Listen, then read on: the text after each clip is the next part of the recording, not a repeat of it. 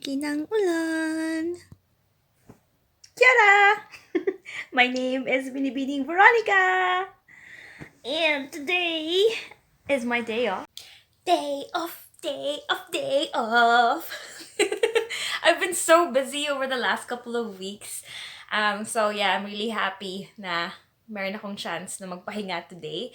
I've already dropped my daughter off to daycare kanina and I just went back home to sleep some more and now I have more energy. And syempre pa, agenda for today, I'll vote for the national election.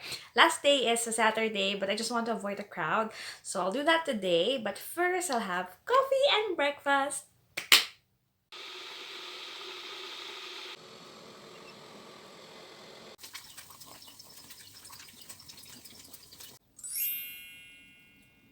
Bale, ako lang mag-isa yung nasa bahay ngayon today because, like I said, my daughter is at daycare and then my husband, who's also a nurse, he's doing ECG training. So, ako lang yun nandito. Yay! Let's eat! Let's eat! Let's eat! Let's eat!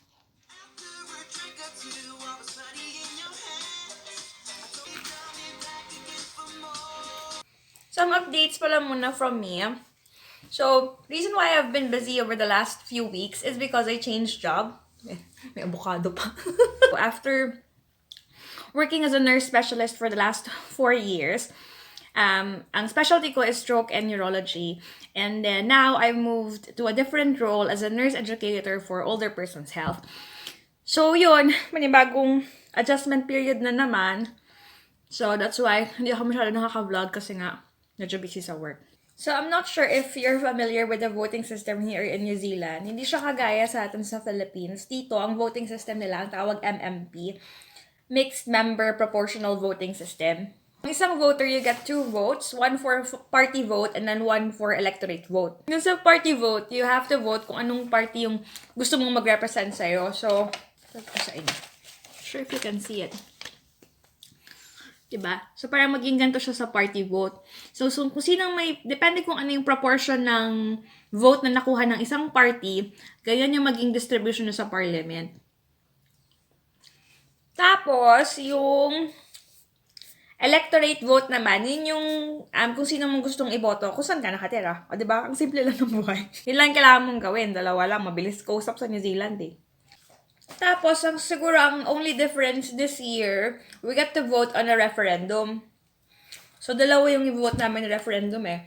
Isa is about cannabis legalization and control referendum. Tapos, yung isa naman is about end-of-life choice referendum. So, so dalawang referendum na yun, pipili ka lang, do you support the changes or not? So, parang yes or no lang naman. Tapos, we were given time to have a read about the information sa mga bagong referendum before the voting. So, yun. If you're interested, you can actually look it up sa referendums.gov.nz. Or yun nga, if you're living in New Zealand, may 0800 number na you can call. Tapos, yung actual voting, akala ko nga October 17 lang siya. For some reason, I forgot na hindi siya isang araw lang. So, parang yung voting, it opened October 3, tapos hanggang October 17. Tapos, merong easy vote card. Di ba parang sa atin sa Philippines, parang voter's ID, ganyan. So, same thing lang din. Pero ang kaibahan, di ba sa Philippines, you get to keep your voter's ID. Dito, yung easy vote card, iwan mo siya sa center kung saan ka boboto. Tapos yun lang naman. Mas maraming area kung saan ka pwedeng mag-vote. Yung first time kong pag-vote, okay naman siya, mabilis lang. So, I'm expecting it to be quick as well. Yun. Super bilis, promise. Parang, mas matagal yung tinravel ko kasi yung pagboto. Unlike nung, I only got to vote once in the Philippines. Ang tagal talaga, aga namin nandun. Tapos, di ba yung sa mga classroom, di ba? Tapos, hanap mo yung pangalan mo. Yung pila ka. Di ba? Dito, punta ka lang dun sa parang area nila kung nasan yung mga voting staff. Tapos, sila yung hanap ng pangalan mo dun sa listahan. Diba? Kaya it's easier. Tapos, punta ka lang sa booth. And then, yun lang. Mag-take ka lang ng yes or no dun sa dalawang referendum. And then, mag-vote ka na for the party vote or for the electorate vote. Ngayon, because of COVID, we have to keep track of where we're going. So, either you keep a manual diary or meron kang sa phone mo, you take logs sa mga QR codes, ganyan. And then, syempre, may mga, I think, sabi dun sa brochure, expect na may mga sanitizers sa poll sites, and then maintaining your distance pa din. Tapos yun nga, parang I think either you bring your own pen or may pen na mismo dun sa center. So, usually, i-provide naman yan nila. And yun nga, bilang isang nurse, marami naman akong parating ballpen talaga. So, di ba? Di nawawala. And before I forget, a quick shout out syempre pa sa mga CAP students na nakakuha na ng APC nila, na registered nurse na, o diba? I'm very, very happy for you guys. And salamat kasi ang saya-saya pag nakakachikihan ko kayo, ganyan. And abangan nyo yung isang vlogger, si Jerica, may pa-interview din kami, o diba, biyaheng New Zealand. Ibabalik natin yan. Nabisi kasi ako talaga, sobra.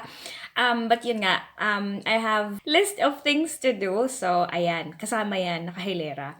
And syempre pa, if you're going to do your CAP later this year or next year, good luck. I'm wishing you all the best. Syempre, sa una, diba, nakakakaba, hindi mo alam kung ano bang i-expect mo, ganyan. But just trust in the process. Ayan, sabi nga nila, diba? And to all my subscribers, thank you so much for supporting my channel. 650 subs na! Oh my gosh! Thank you! Hopefully, we'll get 1,000 subs this year, o diba? Sana, God willing. And thank you so much again sa pag-support sa channel ko. Alright, let's get change. Ang masaya lang talaga pag walang pasok, hindi ka nagmamadali, diba? Kasi everyday, especially if may chikiting, lagi na lang parang you're always in a hurry, ganyan, you're always running out of time. But at least pag day off, diba? Medyo chill-chill lang kahit pa paano. So, I'm just gonna take my Easy Vote card with me. And then, I'm not really sure how much video I can take sa actual voting area, but we'll just see how we go. And I'll just add photos instead if hindi pwedeng mag-video. Okay? Today is a cloudy and rainy day. And my battery is going to die shortly. So anyway, ready to vote. And yeah.